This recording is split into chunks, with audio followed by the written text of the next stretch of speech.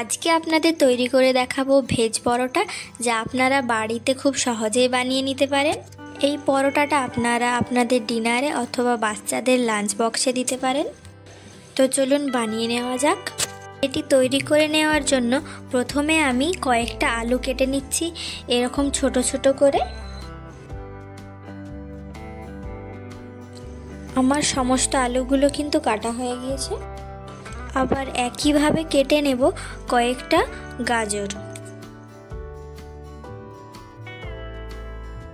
ওগুলোও দেখুন আমার সেমভাবে কাটা হয়ে গিয়েছে।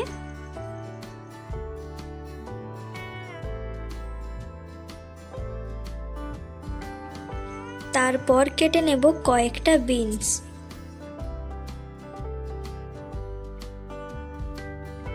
বিনসগুলো কাটা হয়ে গেলে এখানে আমি নিয়েছি একটু বাঁধাকপি, সেটিকেও ভালোভাবে কেটে নেব। দেখুন এইভাবে।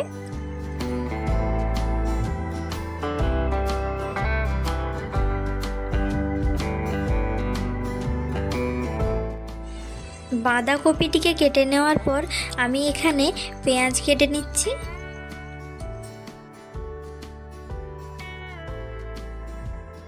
পেঁয়াজগুলোকে কেটে নেওয়ার পর এখানে আমি নিয়েছি কাঁচা লঙ্কা ও কয়েকটা রসুন ও একটু আদা।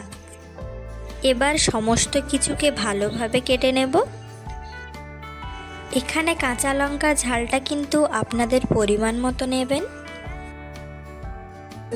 সমস্ত কিছু কাটা হয়ে গেলে একটি কড়াই বসিয়ে গরম করে তাতে দিয়ে দেব কিছুটা পরিমাণে সরষের তেল। তেল গরম হয়ে এলে তাতে দিয়ে দেব গোটা জিরে এবং এটিকে ভালোভাবে ভেজে নেব। জিরেটা ভাজা হয়ে গেলে তাতে দিয়ে দেব আগে থেকে কেটে রাখা আদা রসুনগুলি।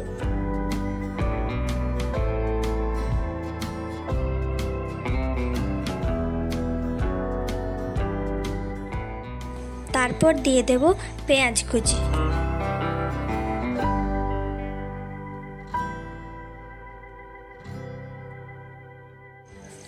সমস্ত কিছু ভাজা হয়ে গেলে তাতে দিয়ে দেব আগে থেকে কেটে রাখা আলুগুলো।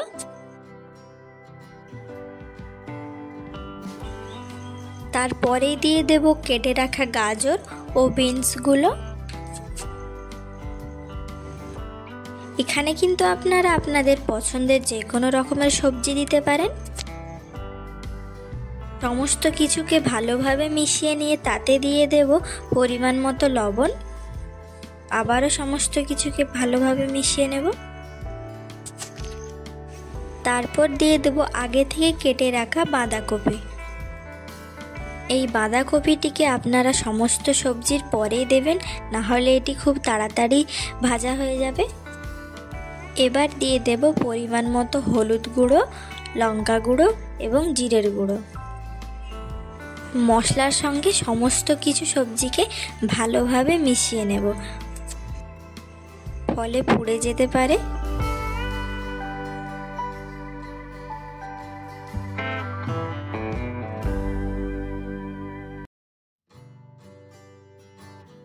এবার সেদ্ধ হওয়ার জন্য দিয়ে দেব সামান্য পরিমাণ জল। তারপর ঢাকা দিয়ে সমস্ত সবজিগুলোকে ভালোভাবে ভেজে নেব। এর মাঝে মাঝে সময়ে কিন্তু আপনারা ঢাকাটা খুলে চেক করে নেবেন যে সেদ্ধ হয়েছে কিনা।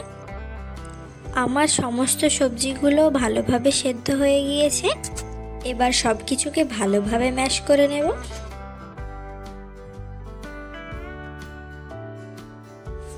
এইভাবে ম্যাশ করে নেওয়ার পরেই দিয়ে দেব আগে থেকে কেটে রাখা কাঁচা লঙ্কা ও ধনেপাতা। এগুলিকে দিয়ে ভালোভাবে মিশিয়ে নেব। এই সবজিটা তৈরি করার মাঝেই কিন্তু যেরকমভাবে আমরা নর্মাল পরোটা বা রুটির জন্য আটা মাখি, ঠিক সেইভাবে আটাটিকে মেখে রেখে দেবেন। এবার হাতের সাহায্যে এরকম একটু বড় করে তাতে দিয়ে দেব তৈরি করে রাখা সবজির পুরগুলি। দেখুন ঠিক এইভাবে তৈরি করে নেব। এবার পরোটাগুলিকে গোল গোল করে বেলে নেব।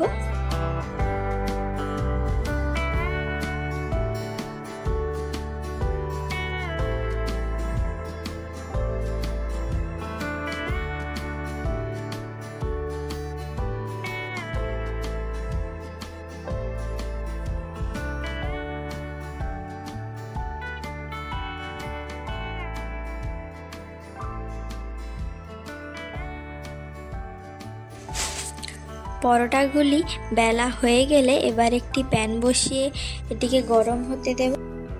এবার প্যানের মধ্যে দিয়ে দেব একটি পরোটা, সেটিকে ভালোভাবে ভেজে নেব। এরপর সামান্য পরিমাণ তেল দিয়ে পরোটাটিকে আবারও উল্টে দেব। দেখুন রুটিটি কত সুন্দরভাবে ফুলে উঠেছে। রুটির এক পাশ ভালোভাবে হয়ে গেলে অপর দিকটিও ভালো করে ভেজে নেব। এইভাবে ফুলকো ফুলকো করে সমস্ত রুটিগুলোকে ভেজে নেবেন। একবার এইভাবে বাড়িতে বানিয়ে দেখুন, খুবই ভালো লাগবে।